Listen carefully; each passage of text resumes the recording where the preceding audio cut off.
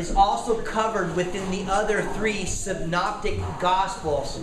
Now, Matthew and Mark are literally a mirror copy of one another, but Luke is a bit different. Now, last week we had begun this high priestly prayer as we looked at verses 1 through 5, and we saw how Jesus began by first praying for himself. Again, I think more than a standard, more than even a precedent, I think what we see is it is permission to pray for ourselves. In our pseudo-humility, I don't pray for myself. You should. Jesus did. I pray for myself. In fact, sometimes probably that's all I pray for. But anyways, but what I noticed too is about this high priestly prayer that it was also recorded in the other Gospels. Now what I want to do so we can get more context on the things that are expressed by the heart of Jesus as he is praying, I want to first read through Mark. Again, remember, Matthew and Mark are almost mirror images of themselves. And if there is any minute differences, I'll point them out. And then I also want to read through Luke, and then we're going to jump into John 17. So let's begin this morning in John 17 by turning to Mark 14. The Gospels go Matthew, Mark, Luke, and John. Now, the interesting thing about Mark is we believe through history, and I think it's probably a good assumption, is that Mark, being the nephew or the son of Peter's sister, that we believe that the Gospel of Mark is actually a representation of the Gospel through the eyes of Peter.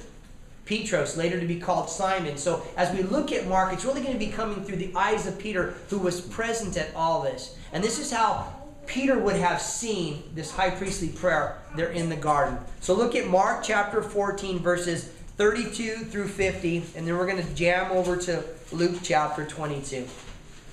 And again, this morning I think will be quite a bit of reading, but I think you'll see some familiar verses, and I think you'll be blessed. So this is what Mark says, beginning in 14, verse 32. And then they, referring to Jesus and his 11 disciples at this point, and then they came to a place which is called Gethsemane. And again, this would have been the appointed destination. Now, Gethsemane, the garden or that region, is east of Jerusalem. It's right across from the temple. But to get there, you must cross over the Kidron Valley.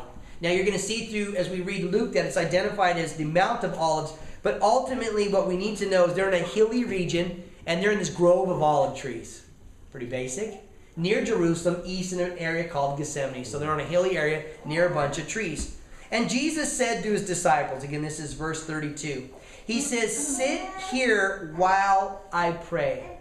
In essence, the instruction is wait and watch. And he took Peter, James, and John with him, and he began. And this is only going to be just the beginning of his sorrows. Again, Isaiah 53 would say he is a man of sorrows, acquainted with grief. He says, and he began to be troubled and deeply distressed.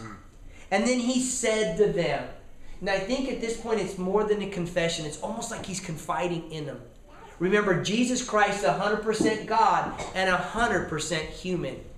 That's the beauty of this Savior. And here we see the humanity of Christ as he's looking to his beyond brethren. These are his companions. These are, if you will, bros. Right? We got bros, right? And there are things that us bros say to each other that sometimes I don't even digress to my wife. These are private confessions, and these are deep stirrings. And this is what he says. He says, and he said to them, my soul is exceedingly sorrowful, even to death. Again, here he's trying to get them to fathom the pain. It's like as if he was dying inside. And he says, stay here and watch. And then verse 35, and he went a little further, and he fell on the ground. Now Matthew would say and record it that he had actually fallen on his face. But ultimately at this point, Jesus is overcome by agony.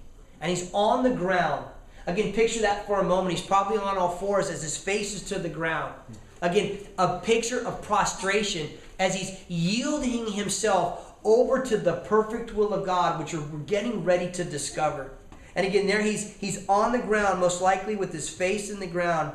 And he prayed that if it were possible. You need to understand this morning. In fact, if you leave with one thing, perhaps it's this.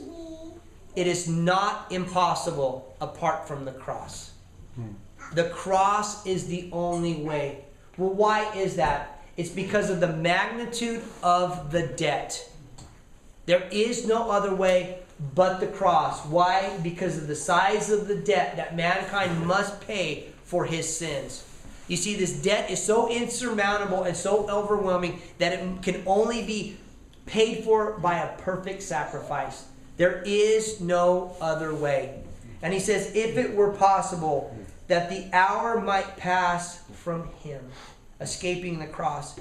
And he said, Abba, Father. Now the word Abba there is actually Aramaic, and you can liken it to the word daddy. He says, Daddy, Father, all things are possible for you. Take this cup away from me. So literally here what we see is the son begging his daddy.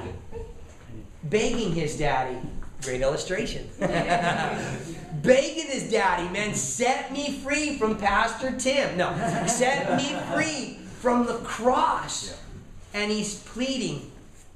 But it continues, and he says this, and this is the resolve of our Messiah.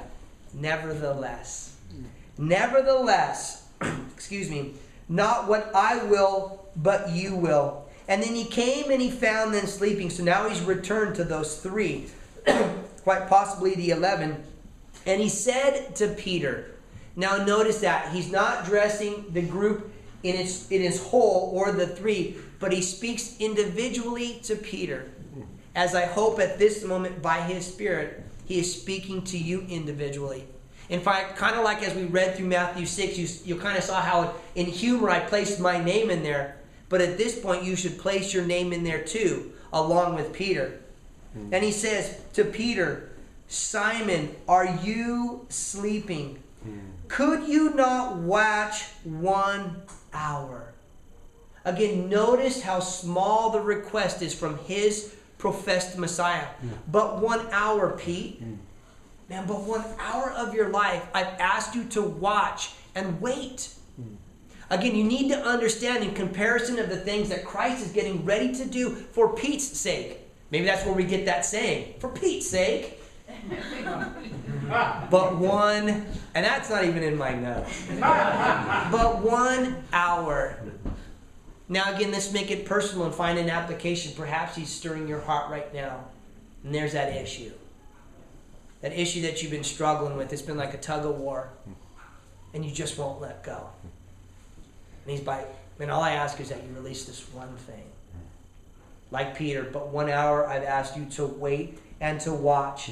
Verse 38, and he says, watch and pray lest you enter into temptation. So here we see the solution or how to prevent the temptation. It's by waiting and praying. And then he says this, probably a very familiar verse to most of you. The spirit is indeed willing, but the flesh is weak. You see, the things that Christ is commanding us